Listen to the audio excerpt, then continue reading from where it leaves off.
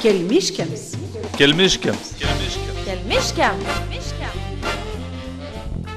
Sveiki, mėly Šiaulių televizijos žiūrovai, Kelmės krašto ir pasaulio kelmiškiai.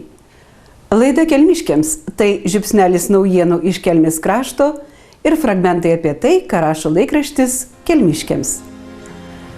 Malonus ir šiltas spalis lengvino trumpėjančią dieną, tamsėjančius vakarus, priartinusius vėlinių nuotaiką ir tikėjimą, jog lapkričio pradžioje susitinkame su savo išėjusių artimųjų vėlėmis.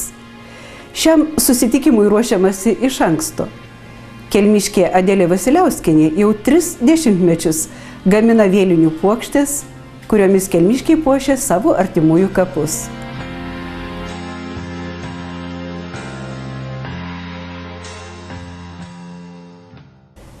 Spalio 25-ąją paminėtos Sąjūdžio 25-osios metinės.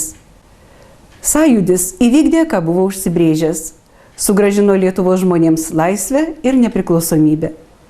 Tačiau ar džiugina tai, kas vyksta Lietuvoje po 25 metų?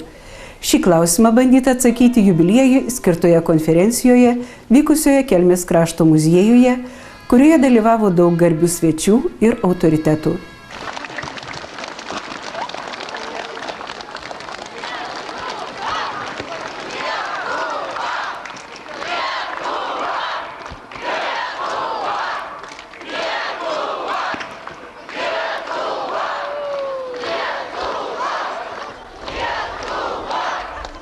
Sąjūdžio pradžią Kelmės krašte, iniciatyvinių grupių kūrimąsi apžvelgė pirmasis Kelmės Sąjūdžio tarybos pirmininkas, nepriklausomybės akto signataras Antanas Račas ir Sąjūdžio aktyvistė Ona Dichavičienė.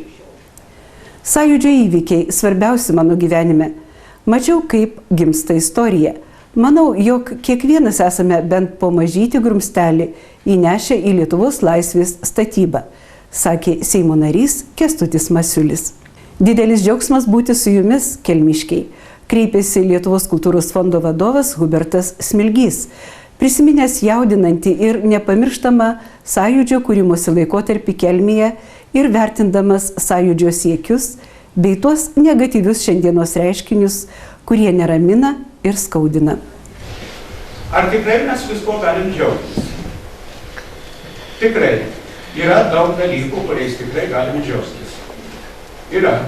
Jokių būdų tai būtų absoliuti netiesa neigti ir tvirtinti, kad nieko gero nėra.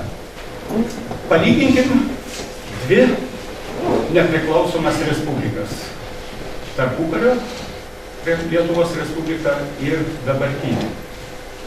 Kuo jos skiriasi vis dėlto?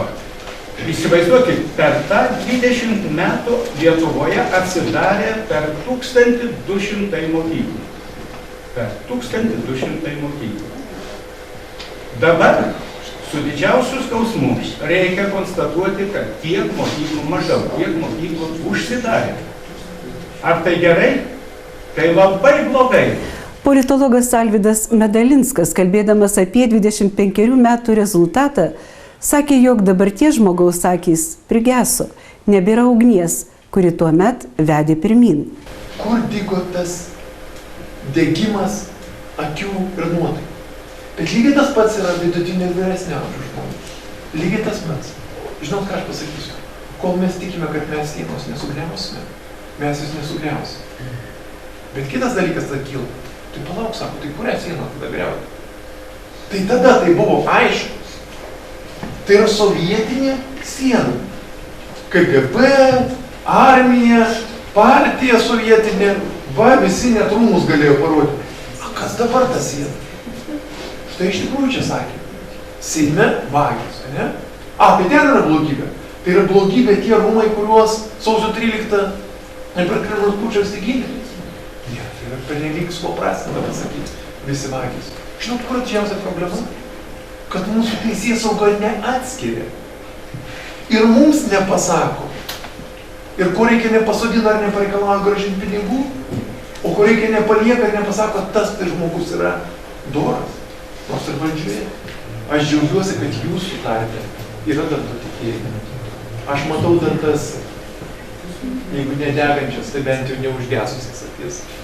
Aš jums linkėčiau būti klausėjais ir aš labai norėčiau tikėti, kad suveiks tautos savisaugos instinktas, kuris nesuveikė 1938 metais, kai intelektualai, tas pats Maceiris, Šalkauskis ir kitus, bandė kažką judinti valstybei, kad jinai, bet išorės jėgos pajudėjo ir tą valstybę sugriovė.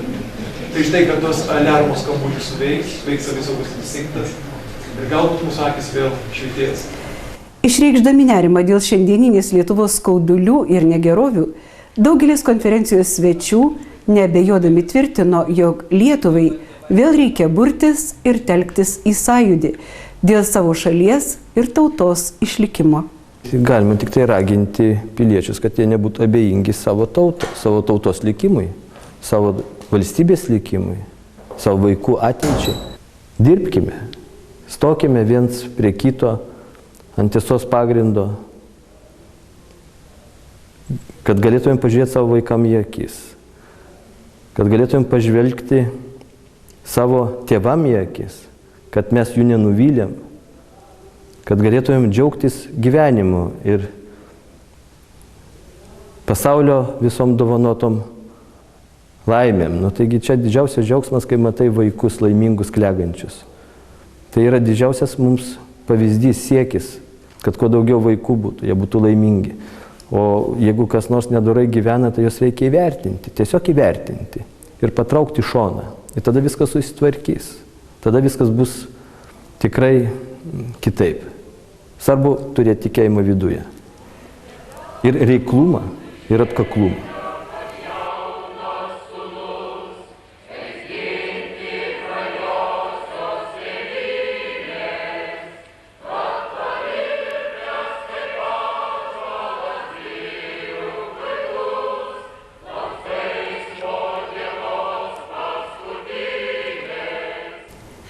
Pastaruoju metu pagausėjo įvykių policijos pranešimuose. Smurtas šeimose, apgavystės, telefoniniai ir internetiniai sukčiai – tokie pavojai tyko rudeniškoje mūsų kasdienybėje. Todėl nepraraskime budrumo, netapkime smurtautojų ar apgavikų aukomis. Diabetas – liga ar gyvenimo būdas. Toks teiginys gali ir raminti, ir erzinti. Nelygu kokia žmogaus patirtis ir situacija.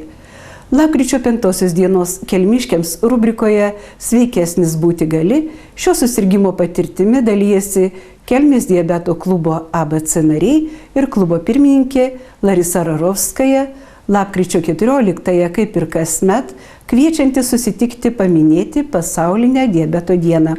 Antradienio Kelmiškiams numeryje taip pat skaitykite apie Kelmės rajono savivaldybės tarybos posėdį, kuriame kaip niekad buvo gausu svečių ir įvykių. Tik iš mūsų laikraščio sužinosite, kodėl Kelmės viršūnėlės bijosi šaknelių ir kokias problemas Kelmės daugiabučių namų gyventojai išsakė miesto tvarkytojams ir rajono valdžiai. Verslas 2013. Tokiam metiniam renginiui ruošiasi Kelmės verslo informacijos centras ir rajono verslininkų asociacija. Apie tai skaitykite lapkričio 8-ąją. O mes laidą baigsime pasidžiaugdami verslininko Jevgenijaus Kurganovo atgaivinta vieta prie Giliaus ežero Tytuvėnuose. Ilgai apleistas ir liūdnas stovėjo kadaise populiarus kavinės Papartis pastatas. Šiandieną tai vieta, sulaukusi tikro šeimininko, traukianti lankytojus pušyno ramybę, ežero gaiva, patraukliu interjeru ir puikiu aptarnavimu. Sodyba Tytuvėnų Papartis mielai renkasi vestuvių, krikštynų, įvairių švenčių, verslo renginių organizatoriai. Prekybos verslą pradėjęs 1994-aisiais, Jevgenijus Kurganovas pasigenda rajone jaunų verslininkų. Turėtų ateiti jaunimas su savo idėjom, mes jiems kažką padėtumėm, gal kažkiek, tai kiek mes sugebėtumėm, kiek mūsų finansinės jėgos leistų. Aišku, turi pirmiausiai būti verslas ir valdžia turi kažkur toj vietoje susėsti, dažniau susėsti. Apie verslą Kelmės rajone ir kitas naujienas skaitykite laikraštyje Kelmiškiams, nepamirždami jo užsiprenumeruoti. Iki kito susitikimo.